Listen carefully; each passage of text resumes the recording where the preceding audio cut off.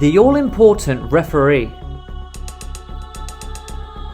Does this person have the hardest job in the whole of football? Referees are responsible for enforcing the laws of the game and ensuring that they are upheld consistently every single time that they step onto the pitch. Transparency, impartiality, firm but equally as fair, these seem to be the direct traits of what's important to be a top referee. In this episode of the TTM podcast, we are proud to give you one of the best referees the Premier League has had to offer in its entire history.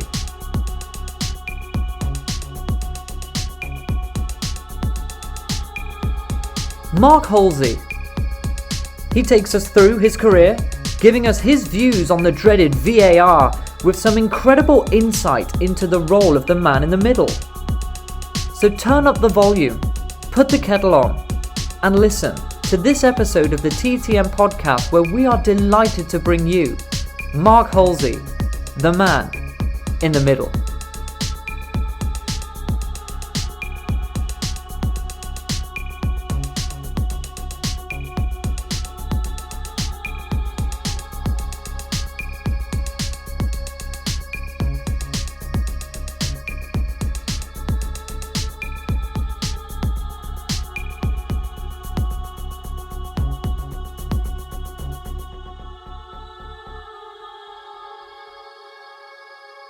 Hello and welcome. We're live on 96.6 Froome FM, and our very first guest onto the show is former FIFA and Premier League referee Mark Halsey. Mark, how are you doing? I'm doing fine, thanks, James. Yourself? I'm doing very well indeed. We're highly honoured to have you onto our show, and I know a lot of our listeners will be really interested to see exactly what it's like from a referee's point of view in our beautiful game that we all know and love. Well, first of all, we've got a few questions to ask you that we've got prepared, and I'll immediately hand it over to James.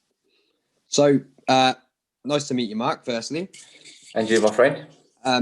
So, 1999, you made your debut in the Premier League. I'm going back away now, obviously. Oh, I thought you were going to mention the playoff final at Wembley. I did. I was aware that you were in that one. The 98, was it 97, 98? No, 99 Man City. 99, Man City, Gillingham. First appearance at Wembley.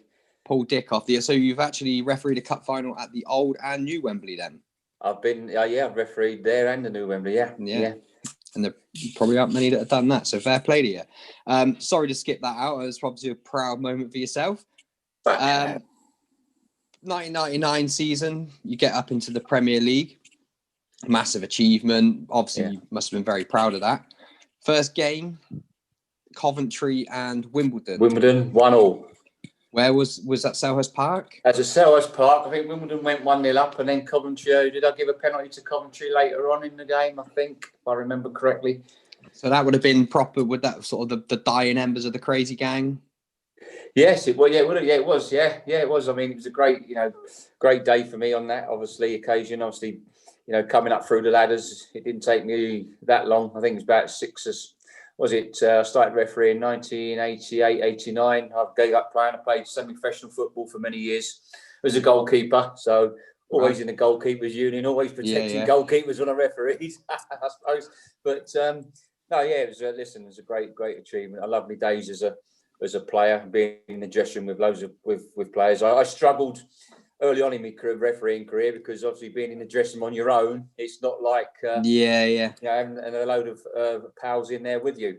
Do you have when you were in the dressing? Obviously, it's you, the fourth official, and the two assistant referees. Do you have banter?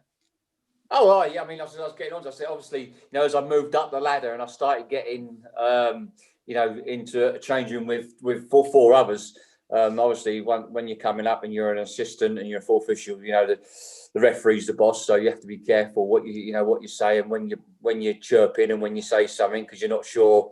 Because some of them were a little bit, to themselves, and if they didn't like you, they'd report you back to the whoever respected management of the leagues or wherever. So you have to be a bit careful when you're the boss. And when I stepped up, when I was the referee, then I always have my music on in the dressing room to cheer us up. Always have a good laugh and a joke, great banter. But when that bell went at 8 minutes to 3, or 7:40 or whenever it was, an evening game, then you got into gear and the serious hat was on and out go out to do battles. But listen, I had many great memories, many great times, made many great friends from different clubs, because obviously people say, you're not there to make friends, but when you're refereeing in the Premier League as long as I did, or in the leagues as long as I did, you see the same old faces, week in, week out, month in. You're refereeing them teams many times in the season. So, but yeah, I got some fantastic memories, some great friends, and I really thoroughly enjoyed my time as a referee from Sunday morning park level in the Wen Hatfield Sun League all the way up to the Premier League and international stage. Now, Mark, you've got a real reputation of being a strong referee, a referee that the fans have actually taken to. Now, there's referees that fans will never take to, but there is referees that they do, and they have taken to you. Doing a lot of the research in this anyway, that's become so apparent. Kudos to you for that. What I will say is you took control of an infamous match involving Dion Dublin and Robbie Savage. You probably are already aware of the incident that took place there. What I'm saying is that's a hostile crowd and a hostile environment. Yeah. Were you ever felt under pressure to make a particular decision due to a hostile crowd? Oh, I can't tell you what was going through my head when Dion did headbutt him. When Robbie, but no, I mean that was a massive game for me. Big West Midlands derby. The crowd at Villa Park, a full house, and it's like a second city derby, isn't it? I think. But no, I think. Listen, once I was always nervous before a game. We all are. If you wasn't nervous, then you wouldn't be the person to do that game. But once you come out of that dressing room, you cross that white line. All the players know you. It's about the players getting to know the referee and the referee getting to know them players. And once I crossed that white line, players knew what they were going to get from me. And it's all about I think it helped me playing the game. Don't mean to say it's always going to make ex-players going to make good referees, but it's about knowing the game. It's not always about knowing the laws of the game. People, referees know the laws of the game, but they sometimes don't know the game itself. And I think today we're seeing so many referees think they're so aggressive with the players. You don't see them smiling, you don't see them relaxing, and you don't see them showing empathy for the game. For me, you've got to show that little bit of empathy for the game and for the players. And I think some referees, don't get me wrong, we've got some good referees out there, and I think you get some referees just walk out onto that field of play demanding respect straight away. And that's not the case. That comes with correct decision making. And that comes with picking up the little things that are going on around you, the awareness of what's going on around you, nipping things in the bud, getting all the little niggles out of the way, picking them up and telling the players, playing advantage, telling the player you're playing right, but you've seen him, and you go back and talk to the player that's just committed that little challenge, But so for me, as a referee, I always like to laugh and joke with the players, smile with the players, but stamp my authority on the game when I had to, and that's where you get the respect from the players. When the players know how far they can take you, and they knew I was a players' referee. I always gave the players a chance, always gave them a chance, and we're seeing today that we're seeing nearly every challenge they're getting a yellow card out. Yeah, and you don't need to do that, and you can in today's game. You can manage situations, and we're not seeing that, and that comes from the leadership and the direction of the PGMOL. And we're not seeing that. We're not seeing players using the referees using the stepped approach with the players. Pull them out, give them a final rebuke, bring the captain across. We're seeing so many players sent off second yellow cards for. Mike Dean is a really good referee, but I think it was Martinho for Wolves against Aston Villa. That second yellow card, it was never a yellow card. Never. The one as never well. A yellow card. For me, Mark, I'm a Tottenham fan. So the Matt Doherty one on last Saturday, it was the 93rd minute. You're 3-0 up. That it wasn't really a yellow card. No, and certainly not. For a second, it's just no point. It was a challenge that could have been managed. Okay, that stage of the game, it wasn't. Now, listen, a careless challenge is a free kick, nothing else. A reckless challenge is a free kick and a yellow card. A challenge that endangers the player's safety with excessive force and brutality is a red card. Now, that Doherty challenge for me was a fraction late. So it could border on careless, and he could have just called across. Say, listen, that's it, no more. A minute ago, then calm yourself down. But you don't see him doing that. Now, listen, if that was a challenge that endangered the player's safety with excessive force, whether it's the first minute or the 95th minute, you cannot manage them. It's the same with violent conduct. You cannot manage them, and you have to go. You have to send the player off. But on those two situations that we're just speaking about, they were never yellow cards. Never. And that's the thing to today. Why I say we're seeing far too many yellow cards for nothing. You've seen the referees yellow card. That's not what it's about. No, I almost think there's a bit of a like a feeling with referees at times where in games, when games get a little bit stretched or and then something will happen and they think, right, it's getting a little bit frantic and they think, I'll break the game up, yellow card. And it's almost like you can almost tell when there's going to be a yellow card.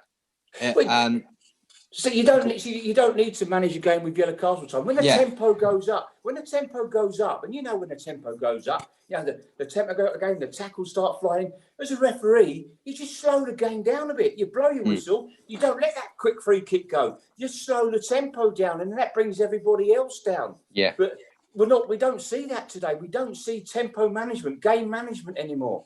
That's what you were saying, Mark. Just blow your whistle, that's what you were saying. Card. You were saying that obviously it's an emotional aspect of emotionally attachment to the players, and that's exactly what you were doing there by obviously slowing the go down, not by winding the players up even more. If I was a player, the game's going quick. You've been a bit late on a challenge, and you want to slow the game down. If you're going to book me, my mental aspect of that is that's going to wind me up even more. So as far as I'm concerned, it's the way you talk with the players. Listen, it goes on. I mean, players use shop floor language. Don't mean necessarily it's at you, and it's abusive. It's shop floor language. You go if you go any workplace on the shop floor, you use shop floor language, and that's what's used on the football. I mean, hands up. I used to use it all the time.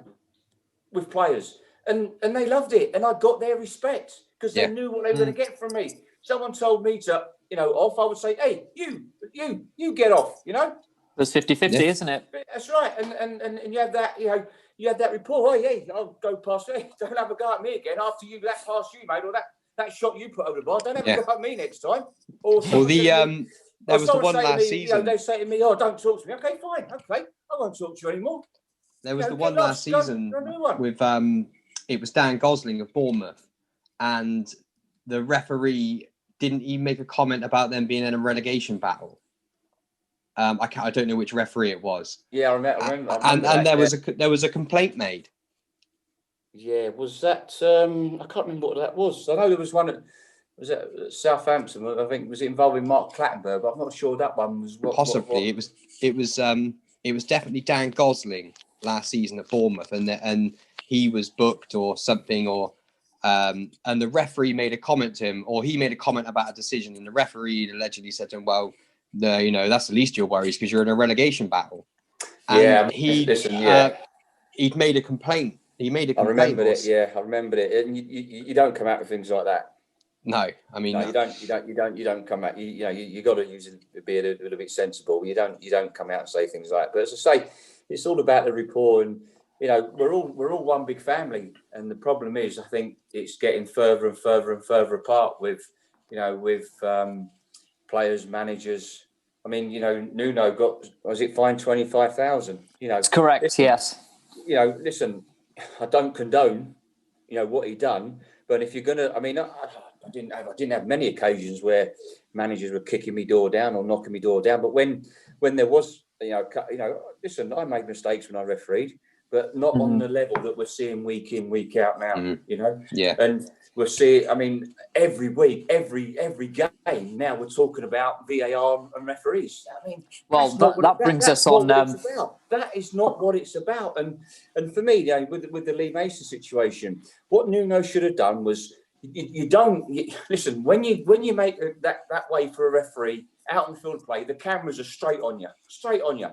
So you know what he's going to do. They've got to refrain themselves because they've got to set an example to everybody else. Everybody is watching him, the children, everybody's watching him. So everyone will think that's okay. But what you have to do is just go down the tunnel, wait for the referee to get in his dressing room, knock on the door, and go in and speak to the referee. I mean, I've had a few conversations in my dressing room. Now I can't repeat the language that was used, but what went on in my dressing room stayed in my dressing room. Yeah. And then we all go out, and then everyone's happy. We may agree to disagree, but what goes on in them four walls stays in there, and that's what Nuno should have done. No, I agree with what you're saying. So we've got one more question each from myself and James, and then we'll go straight into some of our listeners' questions. One of the questions that I've got for you, the 3-letter question, I'll leave that to James, which you get on every radio show and probably get asked on every single time you're involved in any media work. He's better equipped to talk about that than me. Yeah. What I will say to you is this. Can you give us any funny stories from the game that have always just sticked in your mind? Oh, funny stories. I always remember. I've had a few. I know I've had. Remember giving a penalty to Neil Warnock. Well, it was against Legion. It was Sheffield United and Reading at Bramble Lane. I think they were both going for promotion. And Sheffield United were winning 1-0. In the 92nd minute, Paddy Kenny come out, took the Reading forward down, give the penalty. And Paddy didn't argue. And all of a sudden, I've turned around, Neil Warnock is running down the touchline, ranting and raving. So I've turned round, gone to walk back, and he's done a U-turn and sprinted back to his dugout, straight down the tunnel, and then didn't see him again. And he knocked on my door after the game, knocked on the door. Mark, can I come in? He said, no, you're not coming in. If you're coming to have a go at me, you're not coming in. And he said, no, Mark, I just want to come and tell you I thought you had a very good game, but did you send me off? I said, no, you ran down the tunnel yourself, Neil. So, and I always remember my first ever game on the Football League at Brighton. It was at Brighton Chester.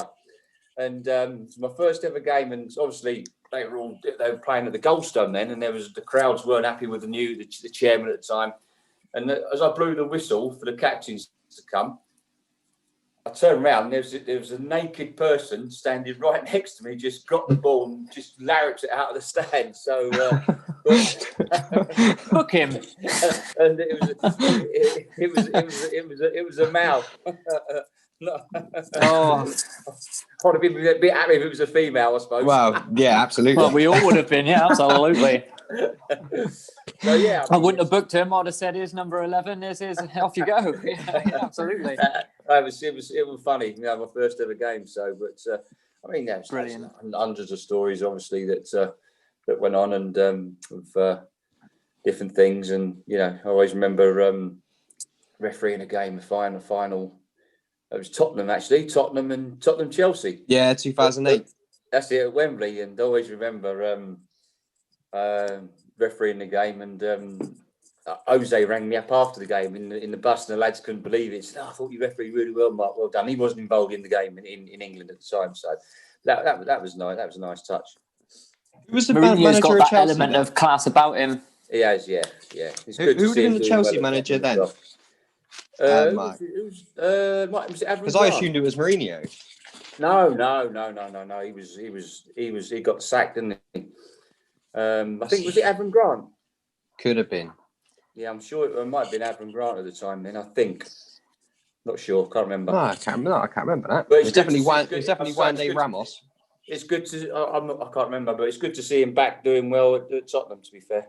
Yeah, I'm very pleased with him, to be fair. I know he's not everyone's cup of tea, and the football's we had under Pochettino, but the press had written him off, hadn't they? The press had written him off, and it's good to see him bounce back and doing well. Yeah, definitely. So if we move on to the dreaded 3-letter word, Mark, keep it fairly simple. What's the biggest problem with VAR? Well, up to date, the biggest problem with VAR is the inconsistency of VAR, and it's not being implemented correctly, in my opinion. What we're seeing is, VAR was there for a clear and obvious error, a serious incident missed, and Absolutely. We're not seeing that. We're seeing VAR get involved where they should be getting involved. They're getting involved where they should be getting involved, where it's not a clear and obvious area. We're seeing penalties given and then overturned by VAR when they shouldn't be overturned. And I think everybody's just confused to what is a foul, what is a penalty, what is handball, and that's because it's the training education, as I touched on it earlier before, the leadership and direction from the management that are in charge of the VAR, the PGMOL. Yeah. I mean, the one thing I think about the VAR is you're seeing penalties now given for things which obviously I played the game. I play at a county level even now. And there's things which you see and when it happens and when they slow it down to within an inch of its life, and there might be the tiniest bit of contact, but if you've played the game, that's not a foul. Yeah. Absolutely. You also, that by the absolute letter of the law, it will be given as a foul. But I mean, listen, I think you look at it and you think, are referees to blame? Because you see so many fouls in the penalty area where the player stays on his feet and goes on and gets a shot off, and the referee won't give a penalty because of a credibility issue, because he's not gone down, he's carried on. Yeah. Advantage. And you look at it now, and you say for the slightest contact, they're going to go down. And to be honest, you can't blame them. I mean, we've seen penalties recently. You look at the Man United, one. Oh, Mark, you took the words out of my mouth. Man United and penalties at the moment seem to go hand in hand, like a wedding in holy matrimony. I mean, you see the one against Villa, and you think, listen. There's a little bit of contact, and then he causes Pogba to catch his own legs in that situation. Now, had Michael not given a penalty there, then I believe VAR wouldn't have got involved. It's not a clear and obvious error. I mean, we see the one at West Bromwich, Man United, West Bromwich Albion on I think it was Gallagher. Now, referee's given a penalty, correctly so in my view, and you look at it and you think, why has VAR recommended a review? Because it's a penalty. Yeah. So then, when he goes over to that monitor, what's being said? Obviously, he's being told that he's missed a penalty. Now it's down to the referee. Now there's pressure on him when he goes over to that monitor. Now, I think it's vitally important, because the fans are just as important as anybody else. We need to hear the conversation between Stockley Park and the referee. That would be brilliant. We need to know what's going on, so everybody can hear what's going on. Everybody can be educated to how they got to that decision. Totally agree with that, Mark. That's 100% agree with that. Because, like you say, it will educate people. Because the average man on the street that watches football doesn't necessarily know the rules fully. Laws. The laws. Yellow card, James. Yellow card, laws. Yeah. Doesn't necessarily understand the laws. I mean, I've had so many yellow cards in my life, Mark, but now I can say I've had one from at least have one from a professional referee. Listen, my brother's manager at Ware Football Club, and he rings up every week when they play for that referees. No, I was actually sent off in the last game that I played. So for 2 yellows, I made two tackles all game, and I got 2 yellows and sent off. But like I said, they don't necessarily know the laws. I don't even probably know the laws, and I've played football for 25 years. So it would be good to be educated in that way. Referees, they never come out and speak to the press. I mean, I don't necessarily disagree with that, because I wouldn't want to if I was a I'll have referee. to hold you there. That's one of the questions from one of our listeners that'll be coming up. Yeah, I'll tell you that. I mean, it's interesting because I know on the MLS, I think it's fact that in the MLS they have, I think, 1 review every 3 games. And I mean, in the EPL, we're seeing every game, aren't we? every game. But they're allowed I one also VAR understand. review. No, that's what it averages out at, one VAR Oh, okay. per game. And I understand also they put the conversation out on the MLS Twitter feed, Right, okay, so you can hear what the conversation is going on. Well, we speak to DC United's feeder team, FC Loudoun. Their manager, Ryan Martin, is a friend of ours and the podcast. So that's a really good question that we can put to him because he plays in the USL, which, as you know, is the league underneath the MLS. So we speak regularly with Ryan, and we'll put that question to him. What we're going to do now is obviously just flip over to 3 or 4 questions from some of our most loyal listeners, and we've obviously promised them that we would ask someone of your esteemed capability to answer some of them. So the first one, through our Facebook page, is from a Mr. Stephen Jenkins. He asked this question: why do they still allow foul and abusive language in elite football? You can hear it even more now without crowds. It's one of the laws of the game, but referees seem to ignore it. No, it's now insulting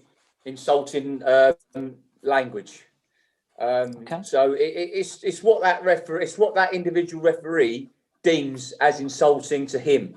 So yes, you do hear shop floor language, but it all depends. It's not always directed at the referee. So, and then listen, you've got to referee at that level. You have to accept some sort of shop floor language, but it's the way it's said. So it becomes insulting and abusive language. So it all depends. If it's directed at me, if a player come up to him, you can imagine. Well, James would know because he's most probably done it himself a few times to a referee. But, all the time. Yeah.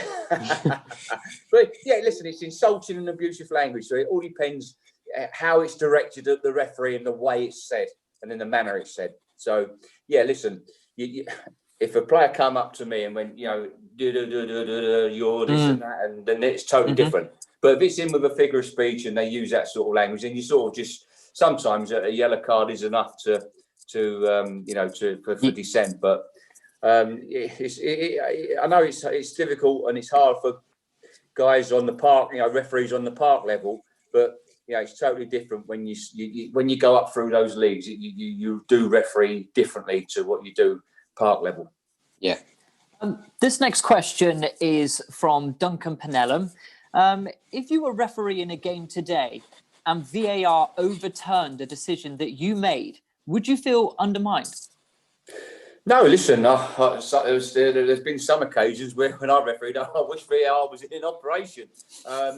But I want to see. I know we see it the other day. I can't remember what game it was. Anthony Taylor, Craig Pawson was the VAR, and he overturned a decision a couple of about last weekend. I think it was. It was Anthony Taylor, and I know it was Craig Pawson was VAR on a penalty situation. I think it was a Southampton. I think it was may have been a Southampton game. I'm not quite sure. I can't remember anyway. But Craig Pawson got involved and recommended a review where he should never have done. It wasn't a clear and obvious error.